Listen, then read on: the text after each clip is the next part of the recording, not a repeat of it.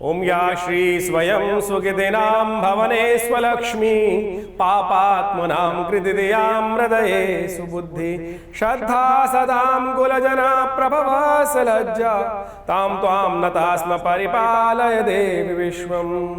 नमो नमस्ते स्फटिक प्रभाय सुश्वेतहाराय सुमंगलाय शुपातहस्ताय सनातनाय जलादिनाथाय नमो नमस्ते।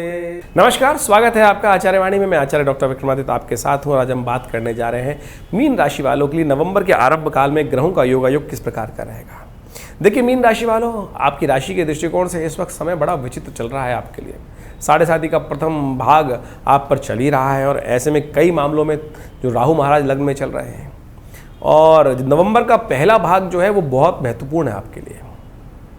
देखिए इस नवंबर में कार्तिक के महीने में विशेष तौर पे कई ग्रहों का योग ऐसा बन रहा है कि जो कई प्रकार से थोड़ा सा कई मामलों में हिंड्रेंस उत्पन्न करने का योग दे रहा है। मंगल नीच के, शनि महाराज वक्री, बृहस्पति महाराज वक्री, सूर्य नीच के, ये सब ग्रह जो हैं कहीं ना कहीं थोड़ी दुविधा उत्पन्न करते दिखाई दे रहे हैं।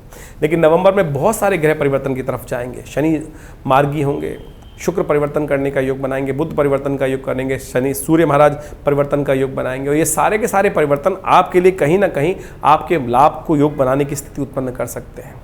तो सिलसिलेवार तरीके से समझ लेना चाहिए कि ये महत्वपूर्ण समय कौन से खास रास्ते आपको देने वाला है। और यदि समय को समझ लिया ना आपने, जिसने समय को समझ लिया, समय के अनुसार से कार्य कर लिया, उसके लिए ग्रह योग बिल्कुल ऐसे हो जाते हैं कि लाभ के योग प्रशस्त करते दिखाई दे। तो हम आपको सिलसिलेवार तरीके से समझाते हैं कि ग्रह नक्षत्रों का योग आपके लिए किस प्रकार का रहेगा। सबसे पहले हम बात कर लेते हैं 2 नवंबर को बड़ा सुंदर नववर्ष आरंभ हो रहा है। भारतीय संस्कृति के दृष्टिकोण से कहा जाता है कि युगादि के दृष्टिकोण से इस दिन नववर्ष भी माना जाता है। और जो हमने सिद्धांत बताया ना कि जो नव वर्ष के रेजोल्यूशन हम करते हैं कि आज जैसा करेंगे वैसा, माताएं बचपन से बोलती थी, लेकिन बहुत सारे लोग को पता ही नहीं होता था कि अरे भाई 1 जनवरी नहीं, वो अन्नकूट वाला दिन, गोवर्धन पूजा वाला दिन होता है कि जिस दिन जैसा करोगे। स्कंद पुराण में इसको साफ साफ वर्णित किया गया है। पढ़ लीजिए निकाल कर आप चैप्टर, तो आपको समझ में आ जाएगा। ग्रह नक्षत्रों के दृष्टिकोण से समझें तो आपके लिए बड़ा सुंदर योग बनता दिखाई दे रहा है। तो मीन राशि वालों के लिए वारे न्यारे करने का अवसर है। पूजन हमने आपको बता ही दिया, जिस प्रकार से आपने यदि कर लेंगे तो बहुत सुंदर योग। इस दिन भगवान कृष्ण की पूजा की जाती है। ग्रह नक्षत्रों के दृष्टिकोण से बहुत जल्दी आपके लिए गजकेसरी योग का निर्माण हो रहा है, जो आपकी राशि के दृष्टिकोण से ऐसी जगह बैठा हुआ है जो धर्म भाव में आपके लिए लाभ की स्थिति को प्रशस्त करता दिखाई देगा। जितने धर्म की तरफ अग्रसित होगे, मन को खोलो, विचार से दुविधा हटाओ और लग जाओ भगवान की सुंदर स्तवन करने के लिए। इस दिन भगवान विष्णु का सुंदर उपासना कीजिएगा, गौ की पूजन करने का प्रयास कीजिएगा। हमने भी विवेकानंद योगाश्रम में बड़े सुंदर रूप से व्यवस्था करी है। गोवर्धन की पूजा रहेगी, भंडारा रहेगा, भगवान का विशेष तौर पर कृष्ण का पूजन रहेगा, गोवर्धन स्वरूप भगवान कृष्ण का। तो आप सब लोग सादर आमंत्रित हैं। विवेकानंद योगाश्रम में इस दिन शाम के समय कार्यक्रम है जो 6-5 बजे से आरंभ होकर रात्रि में 9-10 बजे तक चलता है। तो आप सादर विवेकानंद योगाश्रम जमुना पार्क खुरेजी में, लक्ष्मी नगर में जो आश्रम है, वहाँ आकर इस कार्यक्रम में सम्मिलित हो सकते हैं। और जो ग्रह नक्षत्रों के दृष्टिकोण से इस भगवती कृपा प्राप्त करने का सुंदर अवसर आपके लिए बहुत सुंदर रहेगा। नव वर्ष है, अवश्य धर्मस्थल में जाकर पूजन करेंगे, भगवान कृष्ण का पूजन करेंगे, दुर्गा जी का पूजन करेंगे, तो अवश्य सब मनोरथ सिद्ध होने के योग बनेंगे। तो अवश्य इसका लाभ लेना चाहिए हमको। 3 तारीख रविवार, और इस दिन द्वितीया तिथि है, कार्तिक मास के शुक्ल पक्ष की द्वितीया। और ग्रह नक्षत्रों के दृष्टिकोण से गजकेसरी योग का निर्माण 2-3 दिन के लिए हो गया है, जो आपके लिए कहीं ना कहीं जितने धर्म की तरफ रहोगे, अच्छे काम करोगे, उतना लाभ प्राप्ति के योग बनते दिखाई देंगे। इस दिन यमुना का पूजन किया जाता है। कहा जाता है कि घर में भोजन नहीं करना चाहिए, बहन के घर जाके ही भोजन करना चाहिए। इससे प्रेम तो बढ़ेगा ही बढ़ेगा, आशीर्वाद भी मिलेगा, जीवन के कष्ट भी दूर हो जाएंगे। शास्त्र में ये प्रमाणित है, तो उसको सिद्धांत रूप से समझते हुए कार्य करना चाहिए। और इस दिन शाम के समय अवश्य एक कार्य करना चाहिए। चलते पानी में दिए, आमतौर पर आपने देखे होंगे कि दिए विशेषतः तराए जाते हैं, वो यम दीपदान कहा जाता है। यम के निमित्त ये दीप कहा जाता है कि इस दिन विशेष तौर पर एक गन्ने का टुकड़ा लेकर, छोटा टुकड़ा लेकर, एक डोने के अंदर एक दिया रखें, उसके अंदर एक बेर का पत्ता, एक आख का पत्ता, उसके ऊपर एक दिया, और एक एक करके अपने सिर से वार कर ओम यमाय नमः इस मंत्र का उच्चारण करते हुए उन सबको धीरे धीरे प्रवाहित कर देना चाहिए। 7 दिए शाम के समय। कहा जाता है पूरे वर्ष आपकी पुरानी अलाय बलाएँ जो है तो दूर हो जाएंगी, नज़र इत्यादि सब दूर हो जाएंगी और पूरे वर्ष के लिए एक नई एनर्जी आपके अंदर प्राप्त होगी और पूरी श्रद्धा से गज केसरी योग का निर्माण तो बाई चांस आपकी राशि के दृष्टिकोण से हो ही गया है, जो आपके लिए बहुत सुंदर योग बनाएगा, लाभ के योग प्रशस्त करेगा। ये उपाय करके आप बहुत सुंदर तरीके से लाभ ले सकते हैं। 4 तारीख सोमवार का अवसर, तृतीया तिथि, सुंदर योग बना हुआ है, सर्वार्थ सिद्ध योग। नए कार्यों को नई शक्ति के साथ आरंभ करें। सुबह 8:30 बजे तक सुंदर योग है और ग्रह नक्षत्रों के दृष्टिकोण से समय आपके लिए अनुकूल बनता दिखाई दे रहा है। ये दिखा रहा है कि जितने आप विश्वास साथ काम करोगे, जितनी मेहनत करोगे, उसका फल अवश्य हो। बहुत सारे बात मन में शंका रहती है कि मेहनत मैं कर रहा हूँ, कोई और इसका लाभ ना ले जाए। चिंता ना करो, आने वाले 3-4 दिन ऐसे हैं कि जो मेहनत आप करोगे उसका फल आपको अवश्य मिलने के योग अवश्य बनते दिखाई दे रहे हैं। लाख कोई बुरा चाहे, आपके कर्म के अनुसार से आपका फल अवश्य प्राप्त होने के योग बन सकते हैं। 5 तारीख का अवसर, मंगलवार, चतुर्थी तिथि है और ये मंगल जो आपकी राशि में हमने बताया खराब चल रहे हैं, क्योंकि आने वाले 4-5 महीने खराब चल रहे हैं, 4 महीने कम से कम खराब चलने हैं और ये समय बहुत विशिष्ट है। ये ध्यान रखिएगा, मंगल नीच के 4 मतलब कमज़ोर अवस्था में 4 महीने लगातार चल रहे हैं। वैसे तो मंगल आमतौर पे 40 दिन में बदल जाते हैं, लेकिन इस वक्त मार्गी वक्री होकर इसमें कई वर्ष बाद इस प्रकार के फंसे हों और कई लोगों ने तो ऐसा बना दिया, अभी करीब 10-12 साल पहले भी ऐसे ही मंगल करीब 6 महीने तक एक ही राशि में, कर्क राशि में अटक गए थे, नीच के होकर अटक गए थे। तो ये ऐसा नहीं है, होता है, लेकिन इसको समझना चाहिए। तो मीन राशि वालों, इस वक्त मंगल जो कमज़ोर चल रहे हैं वो थोड़ी हिम्मत को तोड़ते दिखाई दे रहे हैं, थोड़े आपके उत्साह में कमी लाने के योग बना सकते हैं, नींद में खलल डाल सकते हैं, विचारों में अशांति देने के योग बना सकते हैं। तो उसको ठीक करने के लिए आवश्यकता है कि मंगल को लगातार ताकत दें, नित्यपति हनुमान चालीसा का पाठ करें। बाई चांस 5 तारीख को अंगारक चतुर्थी है और अंगारक चतुर्थी के दिन विशेष तौर पर ध्यान रखना चाहिए कि मंगल का जन्म दिवस होता है इस दिन।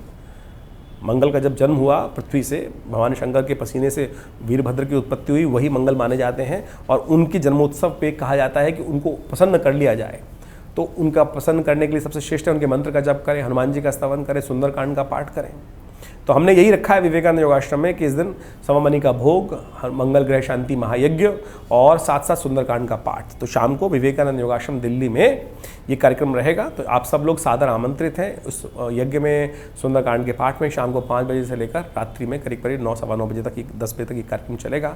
आप सादर आमंत्रित होकर इसमें बैठें, सुंदर रूप से पाठ करें, भगवान का स्तवन करें, समस्त कष्टों को दूर करने का योग अवश्य बनेगा। भद्रा है इस दिन, ध्यान रखिएगा, करीब सुबह 11:50 से लेकर रात्रि तक रहेगी। नए कार्यों को आरंभ करने में इस समय बचना चाहिए।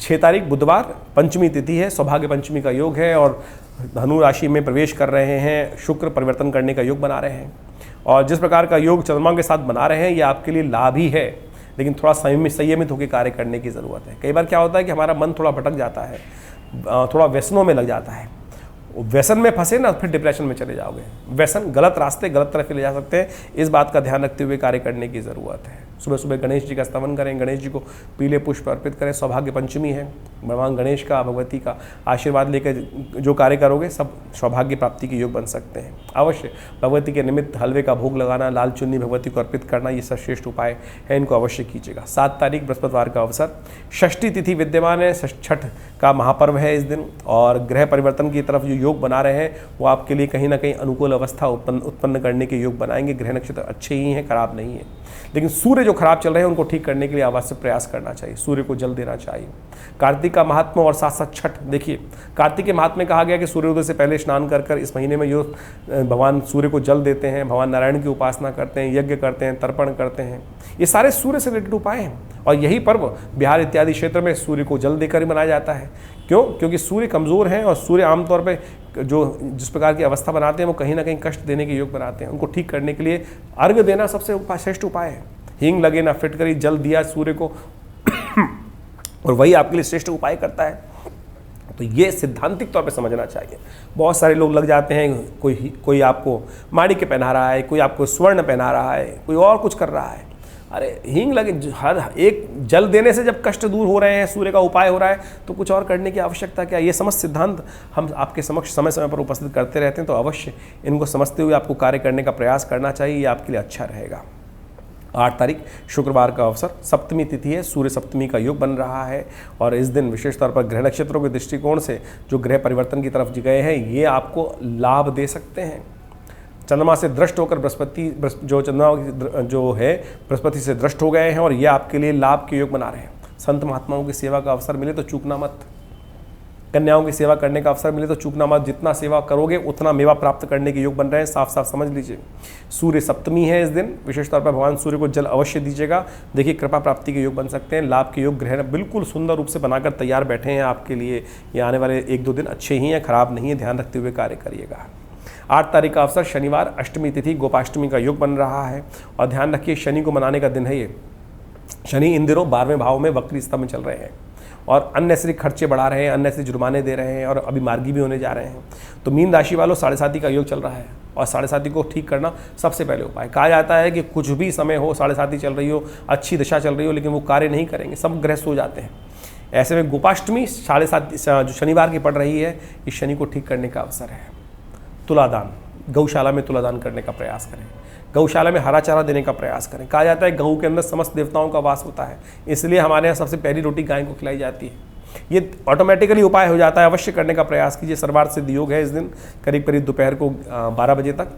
तो नया कार्य आरंभ करके यदि कार्य करेंगे तो आपके लिए अच्छा रहेगा, लेकिन ध्यान रखिएगा बहुत ज़रूरी आवश्यकता हो तभी करने का प्रयास करें, क्योंकि साथ में भद्रा भी विद्यमान है, वो भी उसी वक्त रहेगी। तो ध्यान रखते हुए कार्य करने की जरूरत है। बहुत आवश्यक हो तो सर्वार्थ सिद्ध योग तो बता देंगे, लोग भद्रा नहीं बताएंगे, क्योंकि सर्वार्थ सिद्ध योग के साथ साथ भद्रा भी विद्यमान है, वो ठीक नहीं है। भद्रा में कहा जाता है नया कार्य आरंभ नहीं करना चाहिए। अति आवश्यकता होने में भद्रा शांति करके फिर सर्वार्थ सिद्ध योग का लाभ ले, तभी अच्छा रहेगा। भद्रा शांति करने का पूरा शास्त्र में प्रोसेस बताया गया, उसको समझ लेना चाहिए।